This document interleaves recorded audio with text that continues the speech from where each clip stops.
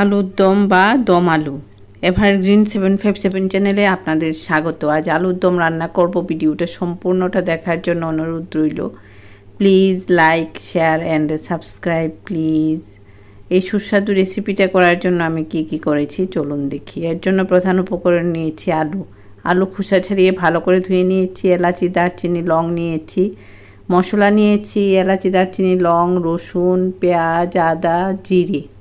আদাটা একটু পেস্ট করে নিয়েছি আর গোলমরিচ ধুয়ে দিয়ে দিলাম। এগুলি সব শিলনোড়ায়ও করা যায়, আমি মেশিনে পেস্ট করে নেব জল দিয়ে।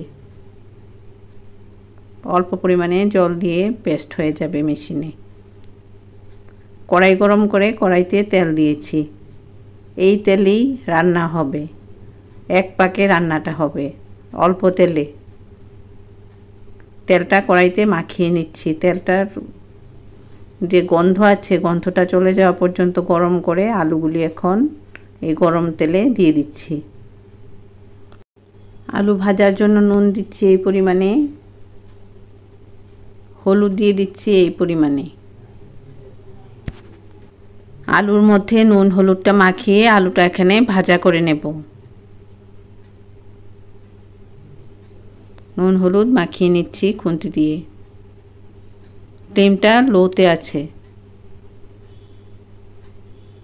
পেঁয়াজ আর রসুন গোটা দেব, এর জন্য আলুর মধ্যেই দিয়ে দিচ্ছি। আলু সেদ্ধ হবে, পেঁয়াজ আর রসুনও এখানে সেদ্ধ হয়ে যাবে। এভাবে রান্না করবে, খুব ভালো লাগবে। ঢাকা দিয়ে দিলাম। কিছুক্ষণ পর ঢাকনাটা তুলে নাড়াচাড়া করছি। মাঝে আমি নাড়াচাড়া করেছিলাম,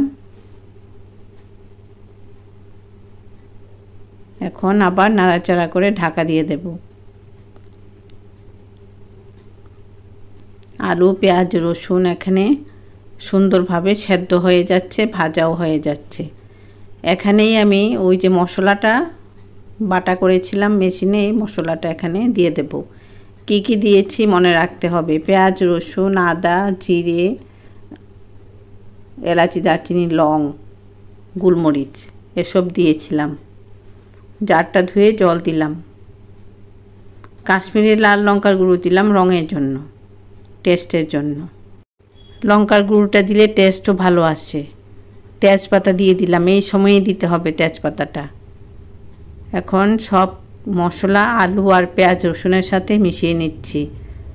কাশ্মীরি লঙ্কার গুঁড়ো দিয়েছি, লাল দেখাবে, আর ঝালটা হবে গোলমরিচের ঝাল।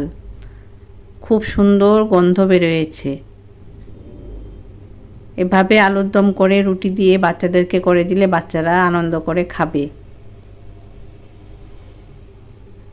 আর সুগারের পেশেন্টের যারা আলুটা না খাওয়াই ভালো, ঝোলটা দিয়ে খেতে পারবে রুটি দিয়ে।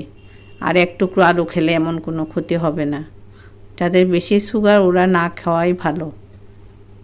আলু পেঁয়াজের সাথে মশলাটা কষিয়ে নিচ্ছি। আমি যেই প্রসেসে করছি এভাবে রান্না করে দেখো, রান্নার কোনো তফাৎ হবে না, একরকম টেস্টই থাকবে। বরং তেলটা অল্প দিয়েই হয়ে যাচ্ছে রান্নাটা। অল্প তেলে আলুর দম, এক পাকে আলুর দম বলা যায়। এটা দেখেই তো বোঝা যাচ্ছে খুব ভালো হবে রেসিপিটা। ফ্লাস্ক থেকে গরম জল দেব।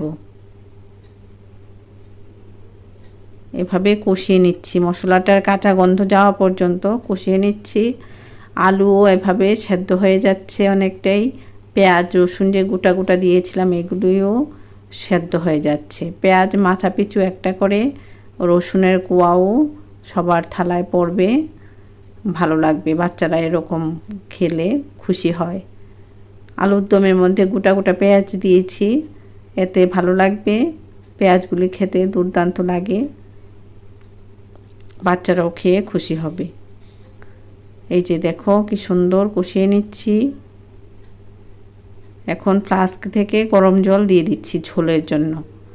আলুগুলি সেদ্ধ হবে, পেঁয়াজ রসুন সেদ্ধ হবে, ওইভাবে জল দিতে হবে। এগুলি সেদ্ধ হওয়ার পরেও ঝোল থাকবে।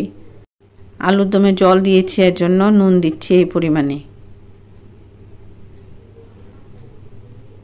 হলুদ দিতে হবে না, হলুদ দেওয়া হয়েছে।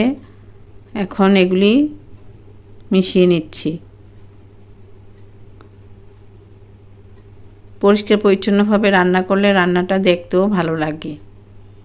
এভাবে আলুটা সেদ্ধ হচ্ছে, কিছুক্ষণের জন্য ঢাকা দিয়ে রাখবো।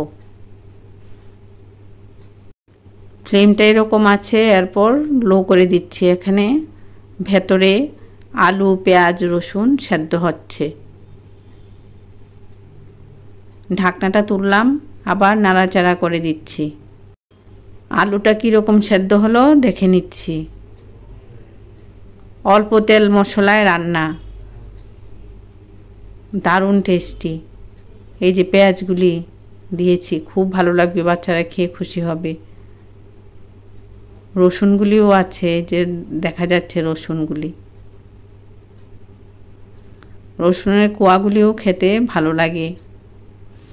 আবারও ঢাকা দিয়ে দিলাম। এভাবে এভারগ্রিন 757 চ্যানেলের পাশে থাকবে, ভালো ভালো রান্না দেখতে পারবে। ভালো থাকো, সুস্থ থাকো, ধন্যবাদ।